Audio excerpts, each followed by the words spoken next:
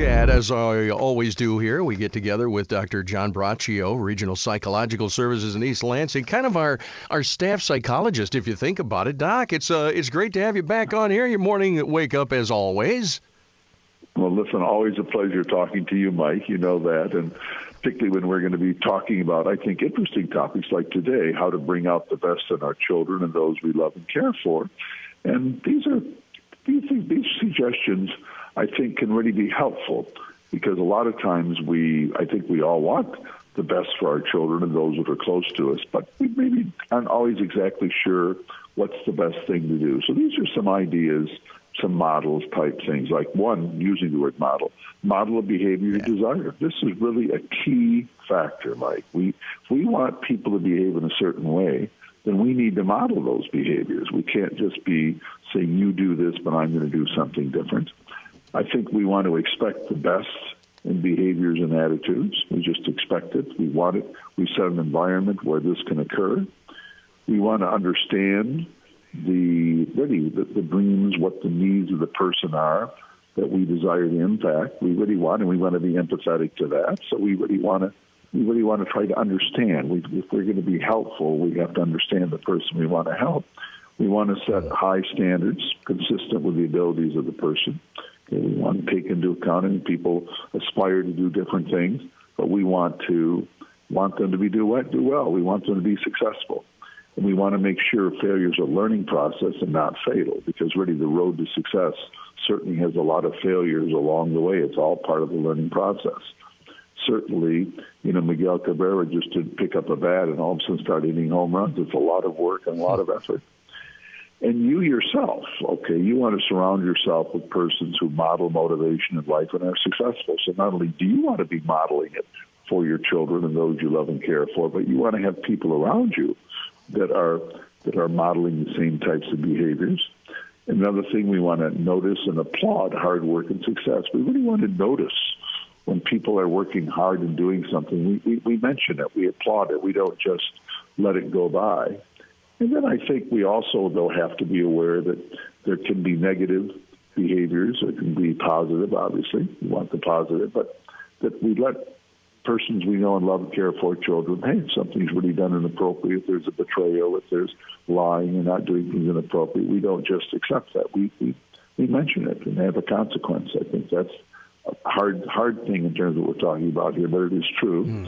We want to develop positive and healthy competition in life with a focus on teamwork. Regardless of how good you are, you really want to be functioning as a team, working with others, not just yourself. There are very few people that just can do everything on their own. Everybody needs teamwork, okay? Yeah. And we want to encourage and help people develop the dreams and achievement, because if you really don't have a dream, they can't come true. So we really want to be not necessarily dream makers, but we do want to set up an environment where, hey, our children really have some dreams. We want to encourage them. We want to be working with them. And then you want to try to find the right words to motivate. We all have in our own mind words we can motivate. I think of John F. Kennedy when he was really trying to instill the nation, when he said, ask not what your country can do for you, ask what you can do for your country.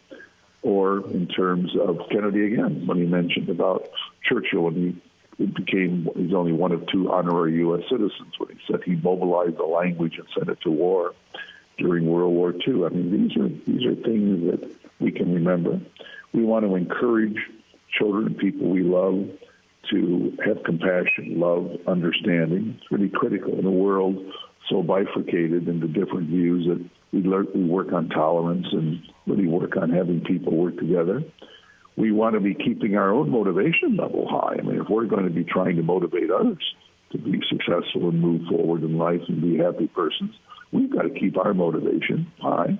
And we also have to recognize there are going to be normal, difficult times and conflicts in life. That's really part of life, Mike. I mean, it's part of the pattern. We have to be able to deal with them.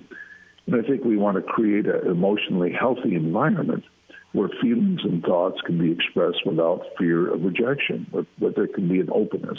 And then I think a key thing, too, another key one is don't micromanage. If you're going to be trying to help people, inspire people, and model for people, you don't want to just we then say, do this, do this, do this, do this. No, you want to have a range where people can grow and they can really develop. So these are just things that we're talking about here that can really, we can really use to try to bring out the best in our children, those we love and care for. So that's kind of my message for today, Mike. Well, you mentioned early on understanding the needs of the person that you want to help or impact. Yes. And that's kind of key at the very beginning, because if you don't know them and what motivates them, what drives them, that's got to be part of your practice right away as sort of a discovery, isn't it?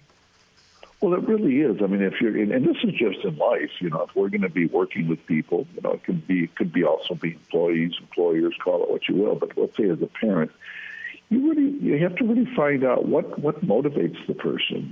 What understand them, what can keep them going. Everybody has different things that they need. Okay, and that's part of the human condition. And we want to try to find it, and we try to encourage it in a good way and develop it. That if a person has a desire, we'll just say they're interested in mathematics, okay, or they're interested in the violin, or they're interested in sports, a particular sport. Not that you can't be interested in more than one thing. We try to encourage it. We try to support it. Particularly if it's a healthy, good thing, we try to do that. If we see that our children are good to people, helpful to people, we want to encourage that and say, being a good citizen, this you do unto others, the golden rule, that. Yeah. So these are all part of really being an effective parent, effective person, and really trying to help people advance in life and be the best that they can be. Because people that are successful and people that are happy, people that are relatively happy because life can be difficult, there are going to be people in their lives that have made a difference, that have given them good advice, good ideas, and they've modeled some of those behaviors. So we want to be that person in other person's lives, particularly important people, where we have made the difference and they can look back and say, my life is better because this person lived. It could be a parent, could be a priest, could be a friend, could be whoever it might be, whoever can be doing modeling and helping. So this is really important in the person's lives, and we just, again, want to be that important person and that mentor, that helping person. I think from a parenting standpoint, so often we can get involved and in this tunnel vision of, well, you did that, stop doing that, stop doing that, stop doing that, and correctiveness all the time. And sometimes we just end up being upset all the time. When if we take a step back, and you got to understand that you give a pat on the back every now and then, a pat on the back for a job well done, or just, hey, good job on that. And not that you have to walk around and go, boy, the very air you breathe is so fantastic. No. But, hey, good job on, thanks for making your bed. I didn't have to remind you. Good job on that. A pat on the back from a dad or a mom. Man, that's gold, isn't it? We want to catch persons when they're being good, not just when they're not doing what we want them to do.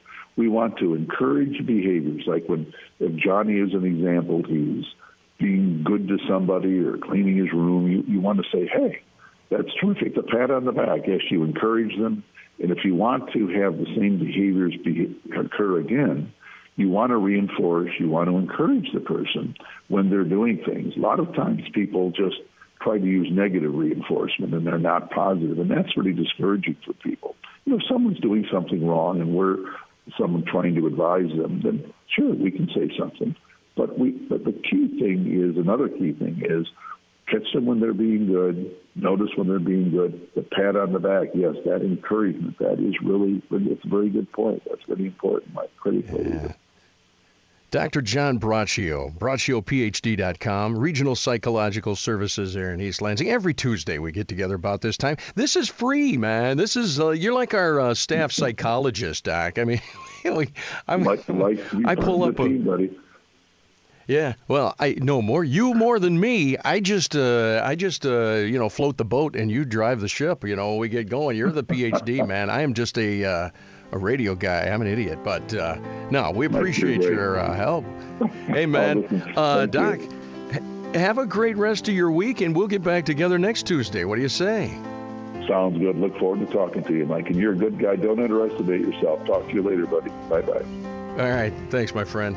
Dr. John Braccio, Regional Psychological Services, East Lansing. Go to BraccioPhD.com. He really is a wealth of information on your morning wake up, 1320 WILS.